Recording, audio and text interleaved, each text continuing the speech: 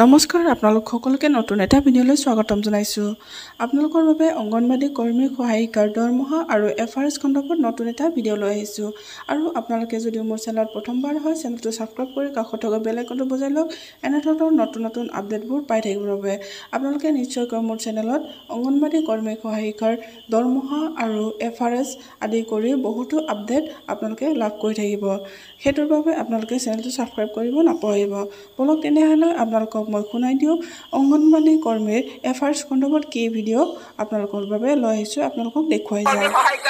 ভাৰতবৰ্ষৰ অংগনবাড়ী কৰ্মী সহায়িকা এইদৰে এনেকে ৰাজধানীত ওলাব লগা FRS বাইদেউ আপোনালোকে আমাৰ জিলাৰ বৰমূৰীয়া, গতিকে ক'বলৈ পাই ভাল পাম FRS পদ্ধতিয়ে অংগনবাড়ীবিলাকক জলকে পানী খাব খুৱাই আছে। বৰ্তমান মাননীৰ নামত মাত্ৰ 6,500 টকা দিয়ে।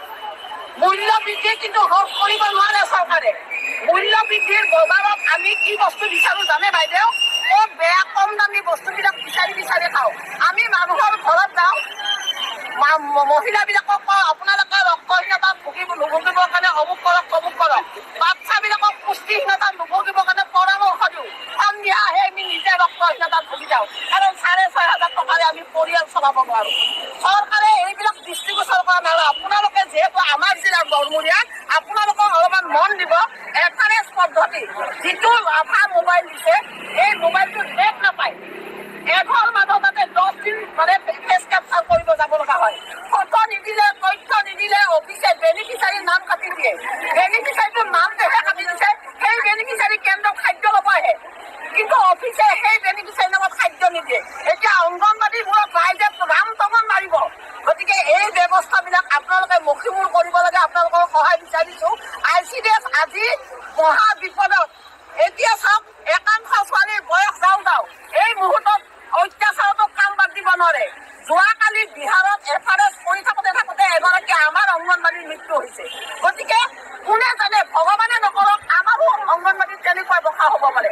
আৰু এই একত্ৰীকৰণ কৰা সমস্যা যদি যোৱাকালি বজালিত 12 গৰাকী অংগনবাড়ী কৰ্মী সহায়িকাক এটা কেন্দ্ৰত লগাইছে। এইবিলাক কি নাটক বাইদেউ? আমি বুজি নাপাওঁ।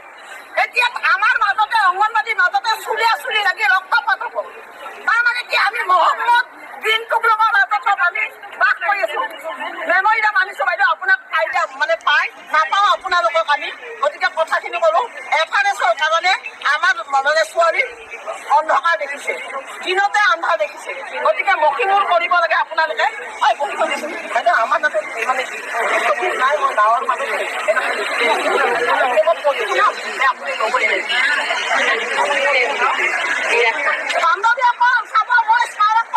আমাৰ বাইদেউ আহিছে DC অফিচৰ পৰা। ইয়াৰ আগতে মই পাঠ কৰি দিছোঁ, মাতটো ভাঙি গৈছে, মই অসুস্থ। তথাপিও যিখিনি ভইচ আছে আপোনালোকে অলপ মন দি শুনিব। প্ৰতি মাননীয়া শ্ৰীমতী ডক্টৰ অন্নপূৰ্ণা দেৱী WC দিন মাননীয় মন্ত্ৰী মহোদয়, মহিলা আৰু শিশু উন্নয়ন মন্ত্ৰী, ভাৰত চৰকাৰৰ শাস্তি ভৱন, নতুন দিল্লী বিষয় FRS পদ্ধতি বাতিল কৰাৰ বাবে মাননীয় জিলা উপায়ুক্তৰ জৰিয়তে মহাশয় সন্মান সহকাৰে আপোনাক জনাওঁ যে সৰ্বভাৰতীয় ফেডাৰেশ্যনৰ নিৰ্দেশ মৰ্মে সমগ্ৰ ভাৰতৰ লগতে অসমৰো সমূহ জিলাই আজি 21 আগষ্ট তাৰিখে FRS বাতিলৰ দাবীত সভা দিৱস পালন কৰিবলৈ বাধ্য হৈছোঁ।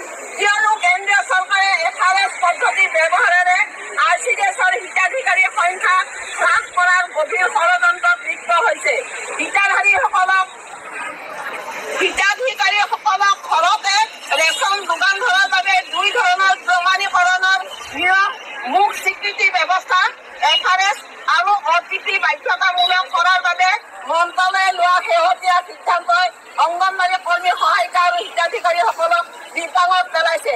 2 ধৰণৰ প্ৰমাণীকৰণৰ নিয়মৰ বাবে CHR হিতাধিকাৰী, গৰ্ভৱতী মহিলা, দুগ্ধপান কৰা মাতৃ আৰু 6 মাহৰ তলত 3 বছৰীয়া শিশুৰ ফটো পৰীক্ষণ আৰু আধাৰৰ সৈতে সংযুক্ত পঞ্জীয়নভুক্ত মোবাইল নম্বৰত OTP পৰীক্ষণৰ প্ৰয়োজন হয়। প্ৰতিবাদ CHR যোগান ধৰাৰ সময়ত একে প্ৰক্ৰিয়া পুনৰাবৃত্তি কৰিব লাগে।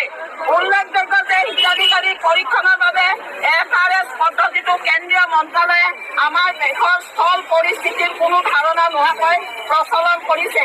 য'ত পুষ্টিহীনতাৰ প্ৰাদুৰ্ভাৱ ঘটা অঞ্চলসমূহত হিতাধিকাৰীৰ বিপুল সংখ্যকে হৈছে দৰিদ্ৰ মহিলা, যিয়ে মোবাইল থকাৰ সামৰ্থ্য নাই। বহু পৰিয়ালৰ এটা মোবাইল আছে, যিটো তেওঁলোকৰ পৰিয়ালৰ প্ৰতিজন আধাৰৰ সৈতে সংযুক্ত। বহু পৰিয়ালত মোবাইল নাই অথবা তেওঁলোকে নম্বৰ সলনি কৰিছে। আমাৰ ৰাজ্যতে এনেকুৱা পৰিয়াল আছে যে একোটা পৰিয়ালত মাথোন এটা মোবাইল ফোন। তেওঁলোকো কামত ওলাই থাকে, কেতিয়াবা মোবাইলত ৰিচাৰ্জ নাথাকে আৰু OTP পোৱাটো অসম্ভৱৰ ওচৰ চাপিছে।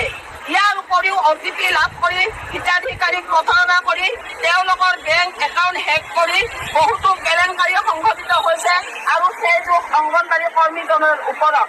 কৰ্মীগৰাকী অপমানিত হোৱাৰ লগতে আক্ৰমণৰ সন্মুখীন হোৱাৰ কেইবাটাও উদাহৰণ আছে। বিশেষকৈ গৰ্ভৱতী মহিলা আৰু নৱজাতকৰ মাতৃৰ পৰিয়ালৰ আন যিকোনো সদস্যই কেইচাৰ গ্ৰহণ কৰাটো সাধাৰণ কথা। সকলোকে FRSৰ নামত ৰেচনৰ পৰা বঞ্চিত কৰা হৈছে। অংগনবাড়ী কৰ্মীৰ কাম হ্ৰাস কৰিবলৈ ডিজিটেলাইজেশ্যন আৰম্ভ কৰা হৈছিল, যদিও এতিয়া তেওঁলোকৰ বাবে দুঃস্বপ্ন হৈ পৰিছে।